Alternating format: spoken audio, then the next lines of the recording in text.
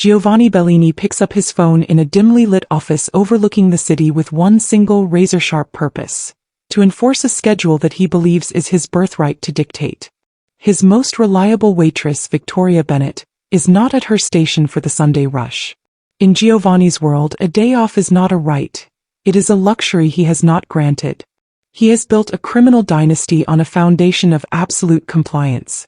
He has never accepted excuses from the associates who fear him, the rivals who try to break him, and certainly not from the woman who serves his coffee. He dials her number with the cold, predatory patience of a man who has never been told no. The call is supposed to last 20 seconds. He will issue the command. She will offer her obedience. It will be settled. The phone rings once, twice, but the voice that answers isn't Victoria's. It's the frantic, high-pitched scream of a first responder over the wail of a siren. "We have a female, multiple trauma, pinned in the wreckage. She's barely holding on."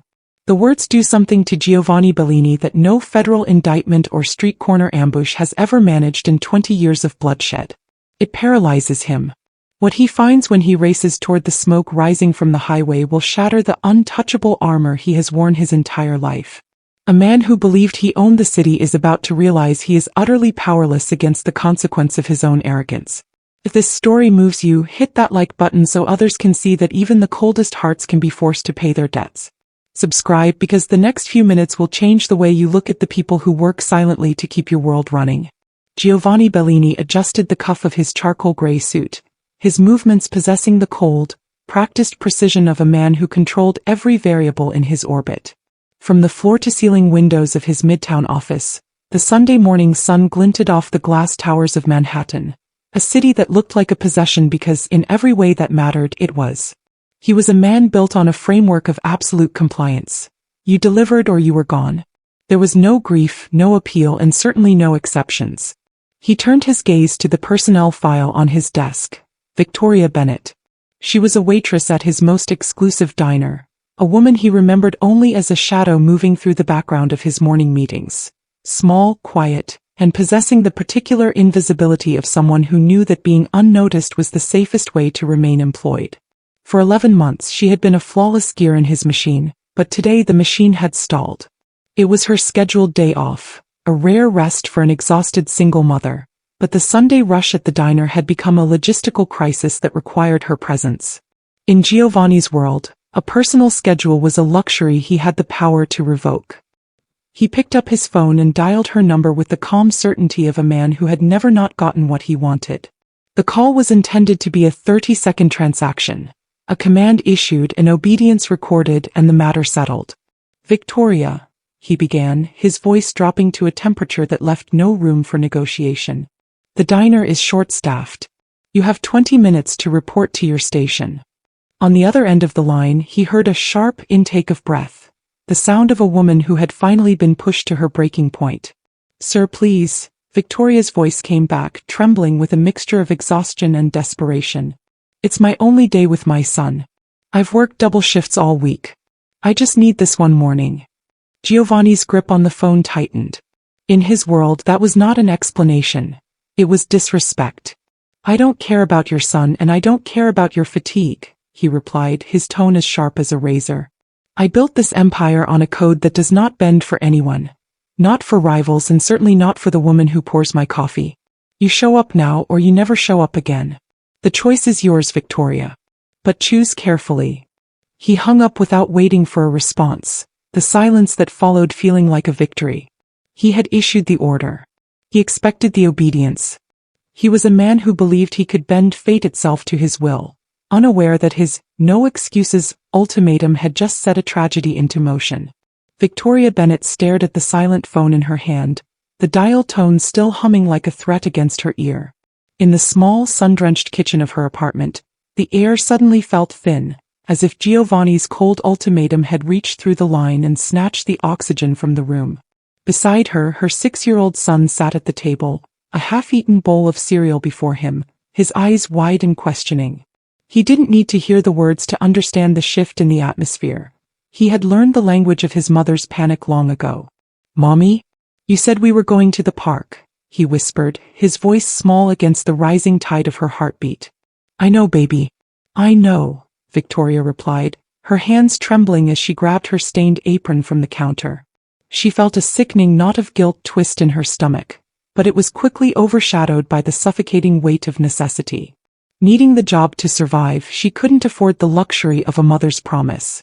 To Giovanni Bellini, she was a replaceable cog. To her son, she was everything, yet here she was, choosing the man who viewed her as a shadow over the boy who viewed her as the sun. She moved with the frantic, disjointed energy of a woman hunted. She threw her hair into a messy bun, jammed her feet into her work shoes, and grabbed her keys with a force that drew blood from her thumb. Every second that ticked by was a second closer to her own professional execution. The apartment, once a sanctuary for her only day of rest, had transformed into a cage she had to escape. "I have to go to work, Leo. Stay with Mrs. Gable next door. I'll be back before you know it," she lied, the words tasting like ash. She kissed his forehead, a quick, desperate press of lips, and was out the door before his tears could fully form. She reached her car, an aging sedan that groaned under the pressure of her frantic start. As she pulled out of the parking lot, her mind was a blurred kaleidoscope of bills, rent notices, and Giovanni's icy blue eyes. She wasn't just driving, she was running. She pushed the accelerator down, the engine whining in protest, unaware that she was driving straight toward a disaster that no amount of speed could outrun. The morning light, which should have been a herald of peace, now felt like a spotlight on her desperation as she merged onto the highway, her pulse racing faster than the wheels on the asphalt. The highway was a river of gray asphalt, shimmering under a sun that felt too bright for the violence about to unfold. Victoria merged into the fast lane, her knuckles white against the steering wheel as she checked the clock on the dashboard again. Every passing second felt like a lash from Giovanni's tongue. She was invisible to the commuters around her, just another desperate soul racing against an impossible deadline, her mind tethered to the son she had left behind and the boss who demanded her soul for the price of a shift. Then the world tilted. It started with the rhythmic, bone-deep thrum of a heavy-duty truck losing its grip on the lane beside her. There was no time for a scream, only the sharp, electric realization of impending impact. Twisted metal screamed across the highway as a devastating crash shattered the morning. The sound was visceral, a cacophony of shattering safety glass and the agonizing groan of steel being forced into shapes it was never meant to hold. Victoria's car was caught in the middle of the kinetic chaos, spun like a discarded toy by a force that didn't care about her bills, her motherhood, or her survival. The airbag deployed with a violent, muffled thud, filling the cabin with a white haze of dust and the metallic tang of blood. For a moment the world went silent, the kind of absolute ringing quiet that follows an explosion. She lay pinned inside the wreckage, her breath coming in shallow, ragged hitches that whistled in the stillness. The highway, once a path to her livelihood, was now a graveyard of smoking engines and shattered dreams. Her apron, the uniform of her service, was no longer stained with the mundane spills of a diner. It was blooming with a dark, terrifying crimson. Outside, the first sirens began to wail in the distance. A thin, mournful sound that signaled the end of the woman she had been and the beginning of a tragedy even Giovanni Bellini could not command away. Giovanni Bellini arrived at the diner 10 minutes later, his black sedan pulling to the curb with the silent, predatory grace that characterized his entire life. He stepped out into the humid morning air, his expression a mask of cold expectation. He did not expect an apology from Victoria. He expected her to be behind the counter, head down, making up for the disrespect of her hesitation. But as he approached the entrance, the usual rhythmic clatter of breakfast service was absent.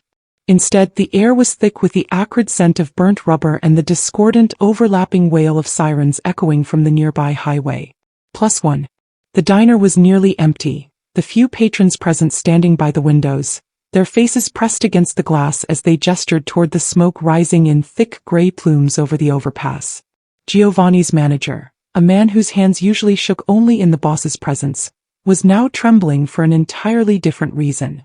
He didn't even acknowledge Giovanni's entrance, his gaze fixed on the flashing red and blue lights reflecting off the diner's chrome exterior. "Where is she?" Giovanni demanded, his voice cutting through the ambient noise like a blade. The manager turned, his face pale and slick with sweat. "She called, sir. Just a minute ago. She said she was coming. She sounded terrified." He pointed a shaking finger toward the highway. The police say it was a multi-car pileup. A truck lost its load. They're saying nobody could have avoided it. Giovanni felt a strange, cold prickle at the base of his neck, a sensation he hadn't felt in 20 years of surviving the unsurvivable. He didn't wait for further explanation. He turned on his heel and walked toward the chaos, his polished shoes crunching over shattered glass and debris that had drifted from the crash site. As he crested the rise of the overpass, the scene of twisted metal and shattered glass laid bare the horrifying truth. He found sirens, smoke, and a wall of first responders, but his eyes locked onto a familiar shape crushed beneath the weight of a commercial trailer. It was Victoria's aging sedan, now a jagged monument to his own arrogance. A paramedic ran past him carrying a heavy trauma bag, shouting for a second backboard. Giovanni pushed through the perimeter, his untouchable status failing him as he caught a glimpse of a white cloth being pulled from the wreckage. It wasn't a flag of surrender. It was Victoria's work apron, soaked through with a deep, visceral crimson that had nothing to do with coffee. For the first time in his life, Giovanni Bellini stood in the center of a world he supposedly owned, feeling the suffocating weight of a debt that even his power could not erase. Giovanni stood frozen as the paramedics worked with a frantic, rhythmic intensity that ignored his presence. The air was a thick cocktail of ozone, burnt rubber, and the metallic tang of blood. He watched as they finally pried the driver's side door away with a groan of protesting steel, revealing the woman he had just threatened with professional ruin. Victoria was barely visible beneath the dashboard, her face pale and ghost-like against the dark interior of the car, her eyes closed in a silence that was far more terrifying than her earlier pleas. As they shifted her onto the backboard, a piece of fabric caught on the jagged edge of the frame and tore away. It fluttered for a second before landing near Giovanni's polished shoes. He looked down and felt a cold, hollow sensation cave in his chest.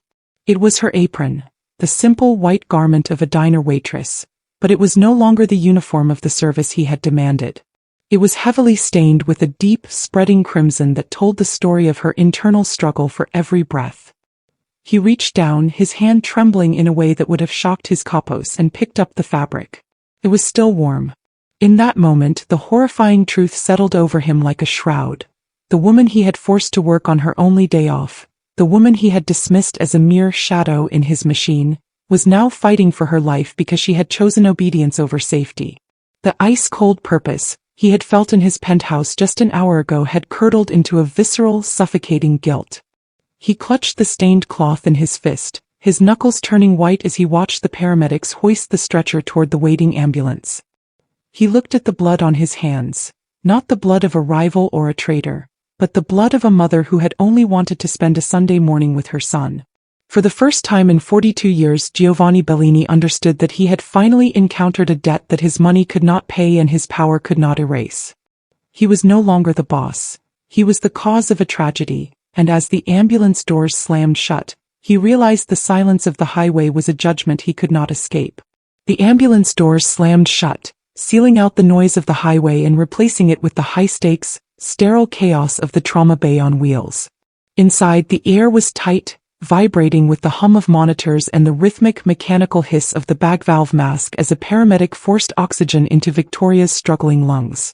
She was no longer a woman, a mother, or a waitress. She was a collection of failing vitals and shattered glass, a body pushed to the absolute brink of extinction by an order she hadn't dared to refuse. "Pulse is thready, BP is bottoming out," the lead paramedic shouted over the roar of the engine as the vehicle lurched forward, accelerating into a desperate race against a clock that was rapidly running out of seconds. They worked with a focused, brutal economy, their hands moving in a practiced dance of survival, spiking 4 bags, monitoring the jagged, stuttering signal of her heart, and bracing her broken frame against the sway of the speeding van. Every bump in the road was a threat, every red light a negotiation with fate. Victoria lay beneath the harsh fluorescent lights, her skin dry and ghost pale, her head lolling with the movement of the stretcher. The deep, labored quality of her breathing had turned into a desperate rattle, as if each inhale were a battle her body was slowly losing. The dark crimson on her apron continued to spread, a visceral reminder that the internal damage was accelerating faster than the ambulance could drive. "Stay with us, Victoria. Just a few more minutes," the medic urged, pressing 2 fingers to her throat and feeling the pulse stutter like a failing signal in a storm.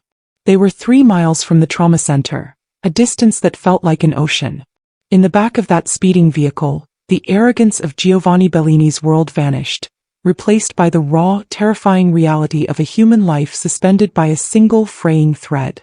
As the siren screamed a warning to the city, the paramedics fought for every heartbeat, knowing that if she slipped away now, the debt of her death would be one that no power on earth could ever repay.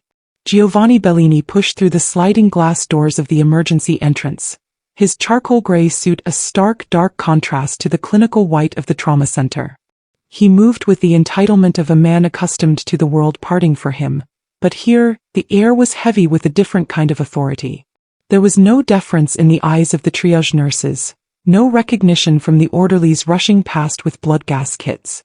In this building, his names, his businesses, and the fear he commanded in 3 boroughs were merely noise that interfered with the hum of the monitors. He reached the nurse's station, his jaw set in a hard, uncompromising line. "Victoria Bennett," he demanded, his voice dropping to that dangerous temperature that usually silenced a room. "I need to see her. Now." The nurse behind the desk didn't look up from her screen. She was a woman who had spent 20 years seeing the end result of men like Giovanni, the broken bodies and shattered lives that followed in their wake. "Are you family?" she asked, her tone flat and utterly unimpressed by the tailored cut of his jacket. "I'm her employer," Giovanni snapped, the word feeling suddenly hollow and inadequate. "Then you stay in the waiting room," she replied, finally meeting his pale blue eyes with a pragmatism that felt like a slap. "This is not the moment for paperwork or professional demands. She is in surgery." Dante Rohr's predecessor, or perhaps just the man Giovanni had been an hour ago, would have burned the building down before taking an order from a nurse. But as he looked through the small reinforced window of the surgical wing, he saw a team of doctors moving with the same practice precision he prized in his own men, yet their goal was the opposite of his. They were not enforcing a code. They were trying to stitch a life back together that his code had torn apart. A surgeon emerged an hour later, his mask hanging around his neck, his hands scrubbed raw. Giovanni stepped forward, his knuckles white as he gripped the railing. For the first time in 42 years he found himself waiting for a verdict he could not influence. "Is she?" Giovanni started, the words catching in his throat. The surgeon looked at him with tired, discerning eyes. Eyes that had registered too much surprise at the world's cruelty to care about the man's status. "She's stable for the moment, but it's a critical diabetic crisis exacerbated by the trauma," the doctor explained, his voice measured and professional. "If she had arrived 3 or 4 hours later, we wouldn't be having this conversation." Giovanni let the words land. 3 or 4 hours. The exact window of time he had spent demanding her obedience instead of her safety. He stood in the corridor with his hands in his pockets, feeling the vertiginous sensation of being seen for exactly what he was. A man whose power had almost become a death sentence for a woman who only wanted to live. Giovanni stood in the sterile silence of the hospital hallway, the weight of the surgeon's words still pressing against his chest, when a small, sharp sound broke through the clinical quiet. He turned to see a social worker approaching, led by a neighbor from Victoria's building. Between them walked a boy, no older than 5 or 6, whose eyes were wide with a terrified, measuring attention that Giovanni recognized from his own dark history. "This is Leo," the social worker said, her voice lacking the deference Giovanni usually commanded. "He was waiting for his mother to come home from the park. Instead he's here." Giovanni looked down, and for the first time in his life his ice-cold purpose failed him completely. Leo was small, his hair sleep-flattened, wearing a t-shirt that was slightly too large. He didn't cry. Instead he looked at Giovanni with a clinical honesty that felt like a trial.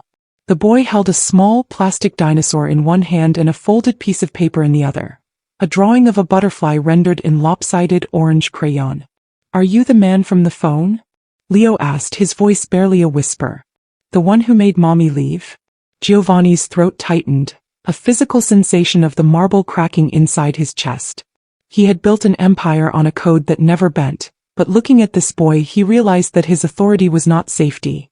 It was a burden.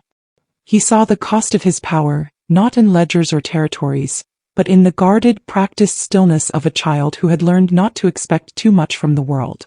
"I am," Giovanni said, his own voice sounding lower than he intended. He crouched down, meeting Leo at eye level, shedding the practiced precision of the boss for something he had never once been. A man who was simply present. Leo stepped forward, not tentatively but with a calm, total commitment as he held out the drawing. "Mommy says butterflies mean things get better," he said quietly. "Can you give this to her? I'm really scared." Giovanni took the paper, his tattooed fingers trembling as they touched the fragile edge. He realized then that he had forced Victoria onto that highway, shattering her world to satisfy a Sunday rush.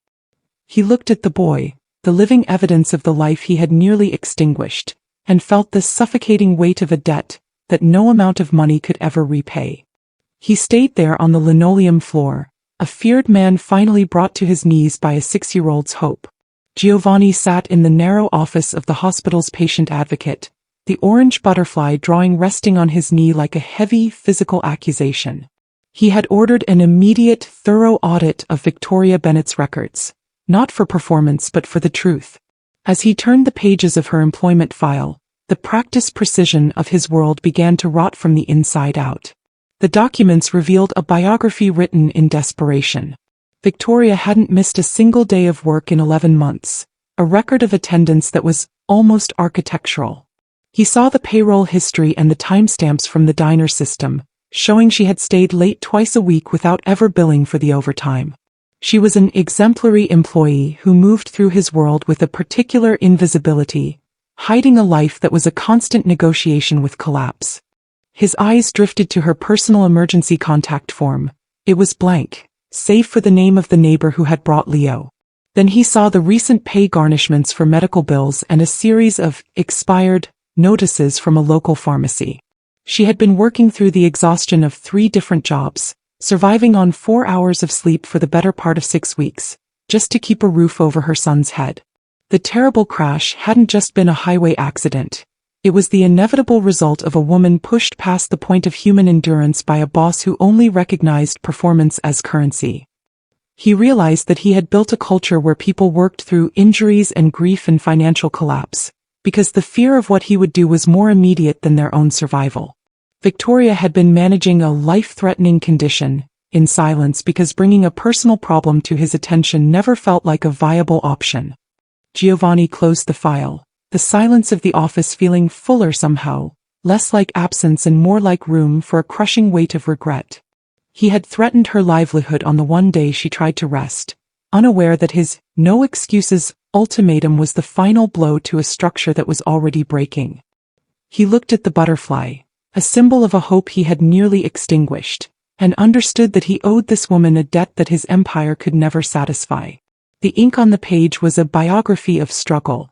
He had been too arrogant to see until the blood on the asphalt made it impossible to ignore. The shift in Giovanni Bellini was a quiet tectonic realignment that his organization felt long before it was named. It began with the cancelled meetings, the spine of the entire organization, left unattended while the boss sat in a plastic hospital chair. Victor Harlow, Giovanni's silver-haired second-in-command, watched these developments with the polished ease of a predator sensing a change in the wind. To Victor, the girl and the mother in the hospital weren't people. They were signals of a king growing soft. In the darkened corners of the Bellini operations, the conversation began to shift. Victor moved with quiet amusement, seeding doubt among the capos during casual exchanges. "Giovanni's been distracted," he would whisper, the word distracted doing the heavy work of an accusation. He spoke of the optics of a man in Giovanni's position prioritizing a waitress over quarterly decisions, ensuring the word soft was present in every sentence like a frequency just below hearing. By the 3rd day of Victoria's recovery, the topology of the quiet realignment was visible to anyone paying attention. 2 of the 5 capos had already repositioned themselves, their loyalty responding to the signal that a soft, distracted king does not stay king for long.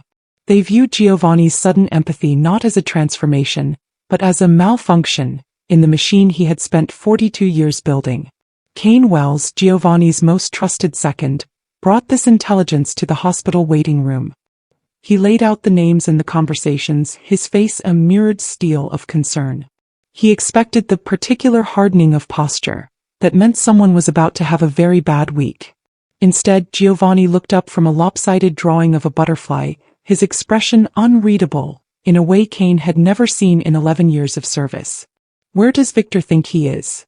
Giovanni asked quietly, his voice lacking the ice-cold edge but retaining a terrifying new depth. "He thinks you're somewhere else," Kane replied. "Good," Giovanni said, his jaw set. "Let him keep thinking that." He rose from the plastic chair, the practiced precision of his movements replaced by a calm, total commitment to a different kind of war. He understood now that the machine he built was starting to rot, and Victor Harlow was merely the first symptom of the decay. Giovanni wasn't losing his empire. He was finally looking at the geometry of power, in a room where he was no longer the only person who mattered. Victoria stirred in the 6th week, on a day when the New York sky was an almost aggressive blue above buildings that looked like they had been cut from something harder. The clinical silence of the ICU was broken not by a machine's alarm, but by the shallow rhythmic hitch of her first conscious breath. Giovanni stood by the window, his silhouette dark against the winter light, watching as her eyes struggled to open, large brown eyes that looked around the room with the quiet, overwhelming quality of someone assembling a picture they had not expected to be as large as it was. She was stable now, the 4 fluids and insulin finally arresting the critical diabetic crisis that had brought her within 3 or 4 hours of a conversation Dr. Reyes never wanted to have. But the cost of her survival was written across her frame in a geography of surgical scars and the heavy, sluggish movement of a body that had been broken down at a rate that flooded the bloodstream with toxic compounds. She was not fully well, and the doctor had said it plainly. Her recovery would be a negotiation, not an automatic act. When her gaze finally landed on Giovanni, it wasn't relief that filled her expression. It was the careful navigation of a distance that no longer existed in the shape it once had. She was formal with him, still tucked away in the specific invisibility of someone who had spent 11 months making herself unnoticed by the man who was now inexplicably responsible for her breathing. "Leo," she whispered, the word barely a breath. "He's safe," Giovanni replied, his voice sitting differently in his mouth than the cold commands of the past. He reached into his pocket and produced the orange butterfly drawing, now creased and worn from weeks of being held. He said, "These mean things get better." Victoria looked at the drawing, then back at the man who had built an empire on a code that never once bent. A man who was now sitting still for a correction he didn't yet know how to ask for. She had been handed a version of her life that she was still quietly and carefully learning how to hold, and as she closed her fingers around the paper, the particular fear of losing everything began to fade into a silence that was fuller, less like absence and more like room. Giovanni sat in his office, but the dismissal form that had once been the only priority now lay forgotten on the floor. He had spent the last 48 hours dismantling the very machine he had spent decades perfecting. It began with a legal arrangement drawn up by a firm he retained for matters requiring both precision and discretion. It was not a gesture of charity, but a support structure designed to ensure that the fear Victoria had lived under, the fear that losing a job meant losing a home, would never be a variable in her life again. He established a trust in Leo's name to cover his education through university and a healthcare provision for Victoria that ensured zero out-of-pocket costs for the next decade. He secured a proper apartment for them, a lease held in a manner that was stable and permanent, independent of her employment status. But Giovanni's penance did not stop with Victoria. The audit he had performed on his staff had revealed a structural rot he could no longer ignore. He called Ray Coulter into his office not to issue a cold command, but to initiate a routine wellness check across the entire household staff. He ensured his building manager, Stuart, received the proper medical leave for his back injury, and he quietly cleared the hospital debts for the lobby guard, Marcus, who had been running on 4 hours of sleep to keep his family afloat. Giovanni was learning that fear was an exceptionally efficient communicator, but it was a language he was no longer willing to speak. When the documents were finalized, he visited Victoria in the hospital.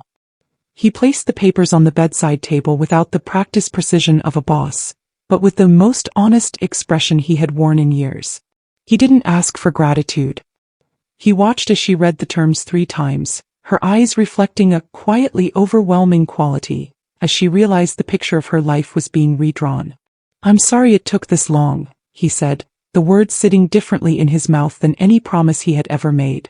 He wasn't trying to renegotiate history, but he was finally creating room for a future that wasn't built on the silent suffering of the people standing quietly around him. Outside, Manhattan remained indifferent and enormous, but inside the room the geometry of power had shifted irrevocably toward something that was for the first time undeniably good. The restaurant was called Era, a place that did not advertise and held only 6 tables, where the patrons collectively controlled more of the city's machinery than the municipal government. Giovanni had chosen it for the meeting because Victor Harlow would interpret the choice as a concession, a sign of a king seeking neutral ground.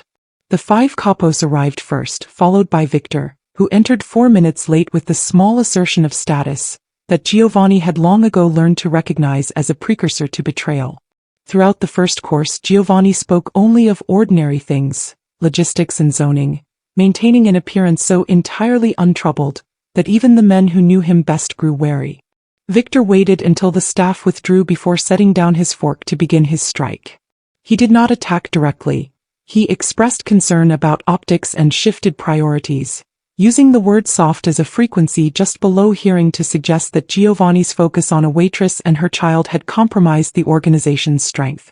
Giovanni let the quiet sit, looking at the candle in the center of the table with an expression that the repositioned capos were only now beginning to realize was not passivity, but the stillness of a man who knew exactly where the exits were.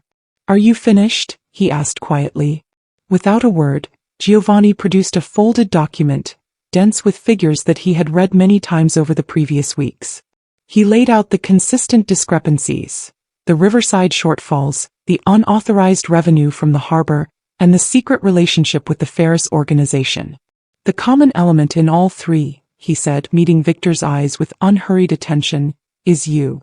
The geometry of the room shifted in an instant.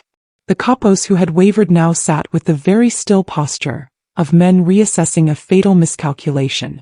Giovanni refolded the paper, his voice holding none of the cold they had braced for, which made it far more commanding. He offered Victor a formal retirement, and his continued health on the condition that he be out of the city in 48 hours. "I didn't get soft," Giovanni said, looking at the remaining men as Victor stood to leave. "I got smarter. There is a difference." He picked up his fork and returned to his dinner, a man who had finally learned that true power was not found in the fear he could command, but in the life he had chosen to protect. On Sunday morning, the Manhattan skyline was softened by a hazy winter sun, but inside Giovanni Bellini's penthouse, the air felt clearer than it had in decades. He stood at the kitchen island, a place where he once issued orders that moved millions, now focused entirely on the placement of an orange crayon. Beside him, Leo guided his hand with the organizational seriousness of a master craftsman, teaching the man who controlled 3 boroughs how to draw a butterfly. Giovanni's first attempt was a failure of geometry. The wings were asymmetrical and the body too long, but he sat still for the correction. He had spent 42 years as a commander of men, a man whose practiced precision left no room for error or second chances. Now he was a student of effort, learning that the trying is real, and that some things mattered more than perfection. The door to the kitchen opened and Victoria entered, the good coat Giovanni had provided wrapped around her as she carried 2 coffees. She moved with a slow, careful grace, her recovery and negotiation she was winning one day at a time.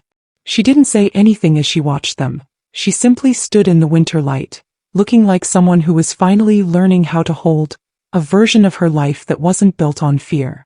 Giovanni met her eyes over Leo's head, and the silence between them was fuller somehow, less like absence and more like room.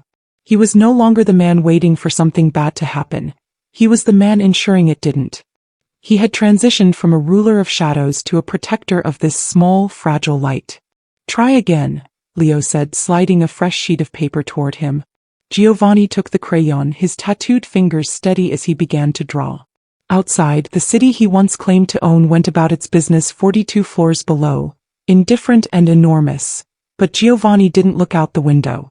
He was exactly where he was supposed to be, discovering that real power wasn't found in the noise of a command, but in the quiet accumulation of moments that could never be undone. He was no longer just a boss, he was a shield, and for the first time in his life that was enough. On Sunday morning, the Manhattan skyline was softened by a hazy winter sun, but inside Giovanni Bellini's penthouse, the air felt clearer than it had in decades. He stood at the kitchen island, a place where he once issued orders that moved millions, now focused entirely on the placement of an orange crayon. Beside him, Leo guided his hand with the organizational seriousness of a master craftsman, teaching the man who controlled 3 boroughs how to draw a butterfly. Giovanni's first attempt was a failure of geometry. The wings were asymmetrical and the body too long, but he sat still for the correction. He had spent 42 years as a commander of men, a man whose practiced precision left no room for error or second chances. Now he was a student of effort, learning that the trying is real, and that some things mattered more than perfection. The door to the kitchen opened and Victoria entered, the good coat Giovanni had provided wrapped around her as she carried 2 coffees. She moved with a slow, careful grace, her recovery and negotiation she was winning one day at a time. She didn't say anything as she watched them. She simply stood in the winter light, looking like someone who was finally learning how to hold a version of her life that wasn't built on fear.